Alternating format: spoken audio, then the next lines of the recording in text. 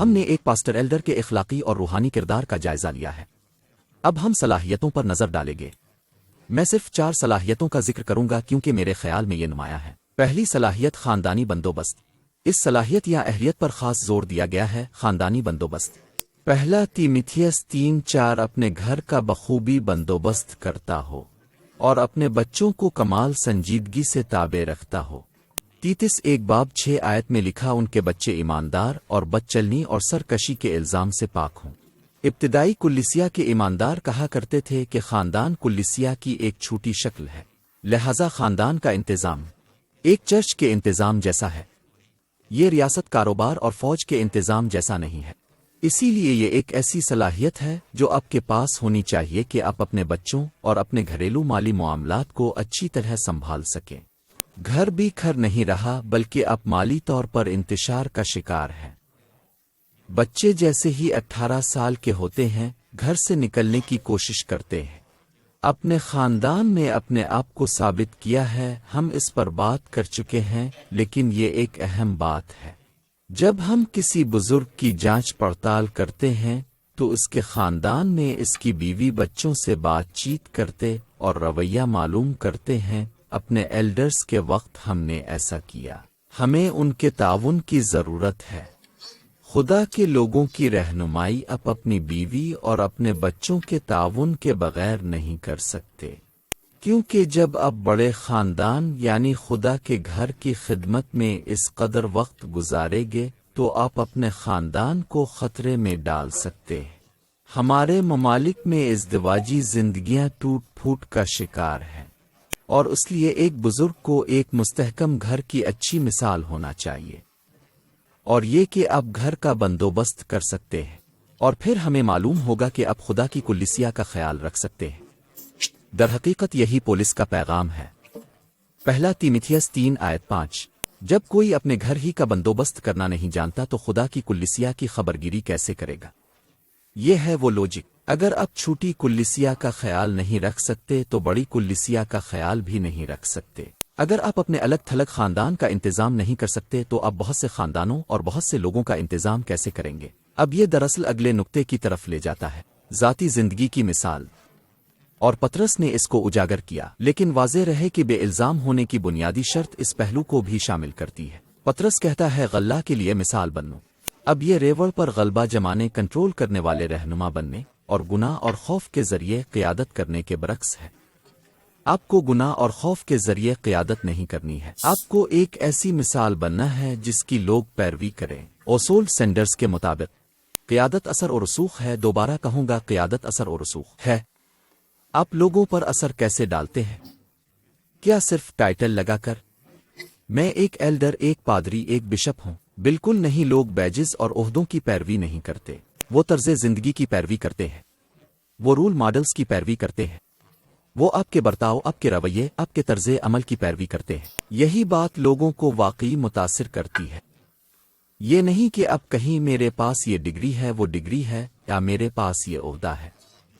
اور اسی لیے پولس نے دوسروں کے لیے مثال بننے رول ماڈلنگ کا استعمال کیا۔ پہلا کرنتھیوں 11:1 میں پولس کہتا ہے، تم میری مانند بنو جیسا میں مسیح کی مانند بنتا ہوں۔ آج لوگ حقیقی مسیحی نمونوں کی تلاش میں ہیں۔ ہفتہ بہ ہفتہ، سال بہ سال، ماہ بہ ماہ، دہائی در دہائی مقامی کلیسیا کے بزرگوں سے بہتر نمونہ کون دے سکتا ہے؟ مسیحی زندگی کی مثال قائم کرنا، دوسروں کے لیے کلیسیائی زندگی کی مثال قائم کرنا، ہم میں سے اکثر سمجھتے نہیں۔ نمونہ یا مثال کی طاقت کیا ہے؟ میں اپنے ذہن میں سوچتا ہوں، میں یہ بہت آسانی سے یاد کر سکتا ہوں، میں 50 سال پیچھے جا سکتا ہوں۔ مجھے مسیحی بنے ہوئے کچھ ہی عرصہ ہوا تھا۔ میں ایک غیر مسیحی گھرانے سے آیا تھا اور ایک بہت لبرل چرچ چھوڑ کر جس نے تقریباً ہر عقیدے سے انکار کیا تھا۔ ایک ایسے چرچ میں جانے کے بعد جو بائبل پر ایمان رکھتے تھے۔ میں آج بھی یاد کر سکتا ہوں کہ مرد اور عورتیں کیسے لباس پہنتے تھے، کیسے بات کرتے تھے، وہ کس قسم کی زندگی گزارتے تھے، خدا ترس زندگیاں، وہ بائبل کو کیسے جانتے تھے، وہ ایک دوسرے کے ساتھ کیسے میل جول رکھتے تھے۔ ابھی بھی میرے ذہن میں تازہ ہے، اور اب جانتے ہیں کیا اس نے مجھ پر اثر چھوڑا۔ تو میں آپ کو مثال بننا، بول چال اور آپ کے رد عمل کی طاقت یاد دلانا چاہتا ہوں۔ لوگ آپ کو دیکھ رہے ہیں اور لوگ رول ماڈل تلاش کر رہے ہیں۔ इसे कभी ना भूलें। जब आप कोई भी अमल या काम करते हैं तो आपके बच्चे, आपकी बीवी, आपके दोस्त, आपके साथी, मुलाजिमीन देख रहे होते हैं और आप उन्हें एक अच्छा रोल मॉडल, अच्छा और मुनासिब कलाम दिखाएंगे या आप एक बुरा रोल मॉडल दिखाएंगे। अगला नुक्ता है बाइबल का इल्म। अब मैं सबसे अहम आयत पर नजर डालना चाहता हूँ। आपको ये आयत सीखनी और जाननी चाहिए। तीतीस पहला बाब आयत 9 सिर्फ काबिलियत नहीं बल्कि ये हमें बताती है कि एक बुजुर्ग क्या होता है। एक बुजुर्ग को रसूलों की सिखाई हुई सच्ची तालीम यानी इंजील को मजबूती से थामना चाहिए ताकि वो दो काम कर सके। ईमान के कलाम पर जो इस तालीम के मुवाफिक है कायम हो ताकि सही तालीम के साथ नसीहत भी कर सके और मुखालिफों को कायल भी कर सके, क्योंकि बहुत से लोग सरकश और बाहुदागो और दगाबाज हैं, खासकर मख्तूनों में से। मेरे अजीज सामीन, आपको ये आयत सीखनी चाहिए, आपको ये आयत जाननी चाहिए। ये बताती है कि बाइबल का बुजुर्ग क्या होता है और पादरी बुजुर्ग क्या होता है। ये पादरी बुजुर्ग को बोर्ड के बुजुर्ग से जुदा करती है। मैं चाहता हूं कि आप सबसे पहले नोट करें कि इसके पास बाइबल का इल्म होना चाहिए, इसे सही अकीदा मालूम होना चाहिए। अब वो इस किस्म का शख्स है। यहाँ ख्याल ये है कि वो रसूली अर्थोडॉक्स यानी कट्टर अकीदे से मजबूती से चिमटा रहता है। वो ये सवाल नहीं कर रहा कि आया बाइबल खुदा का कलाम है या तसलीस के बारे में गैर यकीनी है और इल्हामी हैसियत के बारे में गैर यकीनी है। नहीं, वो इन अकायद के लिए पूरी तरह पुरज़्म है और आप इस पर भरोसा कर सकते हैं, लिहाजा ये सच होना चाहिए। अब मेरा आपसे सवाल यह है, और यही वो मकाम है जहां हम बार बार नाकाम होते हैं। काश हम इस पैगाम को समझ जाएं। हम ये नहीं देखते कि हमारे पादरी बुजुर्ग उन अहलियतों के हामिल हैं या नहीं और क्या उनके पास ये इल्म है या नहीं। हम उनके अकायद का इम्तिहान नहीं लेते। तो हमारी वेबसाइट पर कई टेस्ट मौजूद हैं जिन्हें आप जांच के लिए इस्तेमाल कर सकते हैं, ये देखने के लिए कि आया कोई बुजुर्ग मजबूत अकीदे से पुख्तगी से वाबस्ता है, जो कि वो अकीदा है जो रसूलों ने सिखाया था। ये खुशखबरी है और वो तमाम तालीमात जो खुशखबरी से निकलती है। क्या आपके बुजुर्ग उन हकायक को जानते हैं और उन पर मजबूती से कायम है? हाल ही में मैंने इस बात का तजर्बा किया और कई बार देखा है। मैं चर्च के चंद रहनुमाओं से बात कर रहा था और उन्होंने कहा, अब जानते हैं, हमारा एक एल्डर है और वो जिस्मानी क़यामत पर ईमान नहीं रखता। मैंने कहा, वो एल्डर कैसे बना? उन्होंने कहा, हमने कभी पूछा ही नहीं। अच्छा, आपके एल्डर तलाक, दोबारा शादी के बारे, रूहानी नेमतों और मर्दों और औरतों के किरदार के बारे में वो क्या अकीदा रखते हैं?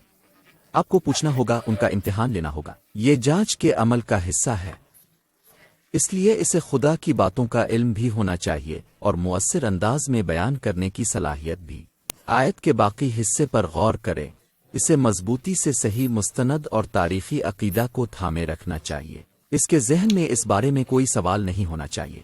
दो बातें, दुरुस्त तालीम में हिदायत देने के काबिल और सही तालीम का इल्म होना चाहिए। इसका मतलब है इसे पूरी बाइबल पढ़नी चाहिए।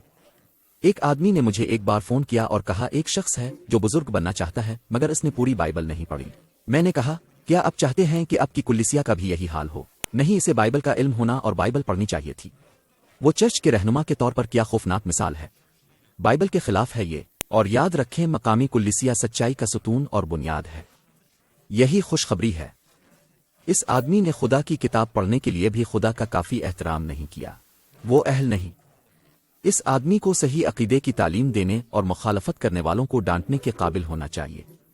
दूसरे अल्फाज में, मेरे अजीज दोस्तों, एक बुजुर्ग दुरुस्त तालीम का मुहाफिज हो और वो एक ऐसा शख्स है जो कुल्लिसिया का दिफा, कुल्लिसिया को महफूज और झूठे आलमों से बचा सकता हो। इसमें यह सलाहियत होनी चाहिए, और अगर वो ऐसा नहीं कर सकता, बस वो अहल नहीं, बात खत्म। अब ये इस किस्म की अहलियत है जो बोर्ड के बुजुर्ग को पादरी बुजुर्ग से जुदा करती है। लोग मुझसे हमेशा कहते हैं, बुजुर्गों का निज़ाम काम नहीं करता। ठीक है, जाहिर है ये काम नहीं करेगा अगर आपके पास अहल बुजुर्ग ना हो। हम बोर्ड के बुजुर्गों की बात नहीं कर रहे, आर्जी आम लोग जो 3 साल के लिए खिदमात अंजाम देते हैं, मुशीर, पॉलिसी साज। हम चरवाहों की बात कर रहे हैं, हम इस्तादों की बात कर रहे हैं, ऐसे लोग जो खुदा का कलाम जानते हैं और दूसरों तक पहुंचा सके। अब इसका मतलब ये नहीं कि वो अच्छे अंदाज में बोलने वाला और बासलाहियत रहनुमा हो, बल्कि दर हकीकत हर पुख्ता ईमान वाला बाइबल को जाने। हम बाइबल के लोग हैं, इसलिए हमें हिदायत देने, इंजील सुनाने और इंजील के अकायद बयान करने के काबिल होना चाहिए। लोगों को तसल्ली देने और हौसला अफजाई करने के काबिल होना चाहिए। हमारा हर काम बाइबल के मुताबिक होता है। हम सिर्फ अपनी राय नहीं देते, हम सहाइफ के जरिए हिदायत देते हैं। اور پھر اس میں جھوٹی تعلیمات کو پہچانے اور ان کی مذمت کرنے کی ہمت ہونی چاہیے، کیونکہ پولیس کہتا ہے کہ بہت سے جھوٹے معلم ہیں۔ تو میرے عزیز دوستو، جیسا کہ آپ یہ سن رہے ہیں، یاد رکھیں یہی اہلیت ہے، یہ وہ صلاحیتیں ہیں جو آپ کے بزرگوں میں ہونی چاہیے۔ اب میں آپ کو ایک بات یاد دلانا چاہتا ہوں جسے ہم پہلے ہی دیکھ چکے ہیں، لیکن صرف یہ یاد دلاتا ہوں کہ تمام بزرگوں کو تعلیم دینے کے قابل ہونا چاہیے، سب کو صحیح عقیدے کی تعلیم دینے اور جھوٹے اساتذہ کو روکنے کے قابل ہونا چاہیے۔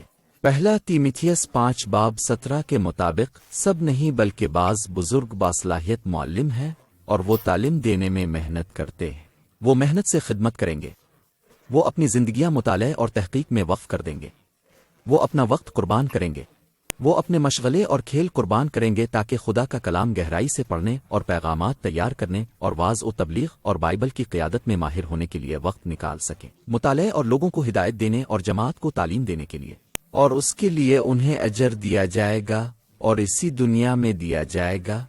پہلا تیموتھیوس 5:18۔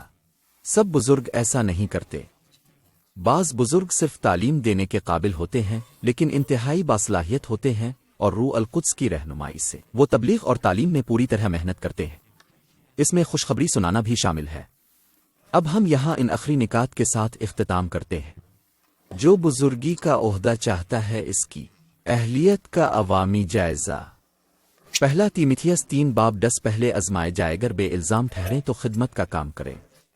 یہ بات ڈیکن کے بارے میں ہے، لیکن یہ اصول بزرگ ایلڈر پر بھی لاگو ہوتا ہے۔ مزید یہ کہ پہلا تیموتھیوس 5 کی آیات 24 اور 25 اور آیت 22 میں بھی ذکر ہے کہ کسی پر جلدی سے ہاتھ نہ رکھے جائیں، بلکہ ہر شخص کا مناسب اور محتاط جائزہ لیا جائے۔ ایک بزرگ کے لیے اہلیت محض کاغذ کے ٹکڑے پر خالی الفاظ ہیں۔ اگر ہم شخص کا جائزہ نہ لیں تو اب ہم ووٹ کی بات نہیں کر رہے، ہم چرچ اور اس کے رہنماؤں کی طرف سے بزرگی کے عہدے کے امیدوار کی اہلیت کے امتحان کی بات کر رہے ہیں۔ کیا وہ اہلیت کے معیار پر پورا اترتے ہیں؟ اس کا مطلب ہے سوالات کرنا اور تربیت دینا ہے۔ اس کا مطلب ہے کہ اس شخص کی طرز زندگی اور رہن سہن کا جائزہ لینا، اور اس کی بیوی اور اس کے بچوں سے بات چیت کرنا، عقائد کا جائزہ لینا، بہت سے سوالات پوچھنا۔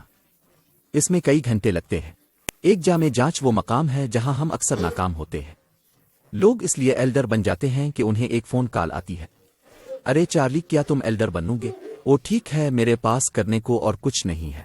ہم نے کبھی ان کا جائزہ بھی نہیں لیا۔ یہ ایک بہت اہم حصہ ہے۔ بائبل کی بزرگی کے مطابق ان کا مکمل جائزہ لیا جائے۔ در حقیقت بائبل کا متن یہی کہتا اور ثابت شدہ ہے کہ عہدے کے لیے اہل اور بے عیب ہونا لازم ہے۔ ہم ایسا نہ کریں، اس اہم بات کو نظر انداز نہ کریں۔ بزرگوں کی جماعت کا حصہ ہمیں اس بات کا ادراک کرنا چاہیے، بہت سے مسائل ہم خود پیدا کرتے ہیں۔ ہم یہ مسائل امیدوار کی مناسب جانچ نہ کرنے کی وجہ سے پیدا کرتے ہیں، اور نااہل، ناپسندیدہ اور بائبل کے مترادف بزرگ بن جاتے ہیں، اور ان کی وجہ سے برسوں تک مسائل رہتے ہیں۔ پہلا تیموتھیوس 5 آیت 22۔ کسی شخص پر جلد ہاتھ نہ رکھنا، مناسب بحالی کے بغیر ہاتھ اچانک اور جلدی نہ رکھیں ورنہ غلط تقرری ہو سکتی ہے۔ اعمال کی کتاب 6 آیت 6 میں ہاتھ رکھنے کی مثال دیکھ سکتے ہیں۔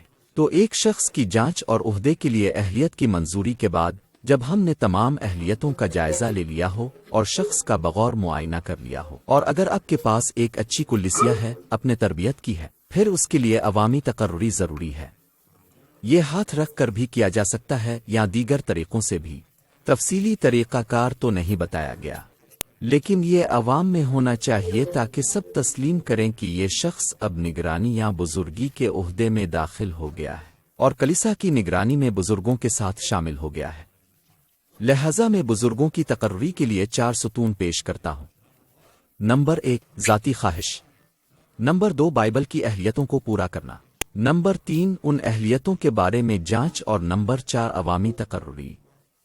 میں انہیں 4 ستون کہتا ہوں۔ ان کے اندر بہت سے مختلف طریقے ہیں جن سے آپ یہ کر سکتے ہیں۔ تفصیلی طریقہ کار تو نہیں بتایا گیا، لیکن یہ لازم ہے کہ بائبل کی اہلیت اور جانچ پڑتال اور سب کے سامنے اقرار ہونا ضروری ہے۔ خداوند آپ کو برکت دے۔ شکریہ۔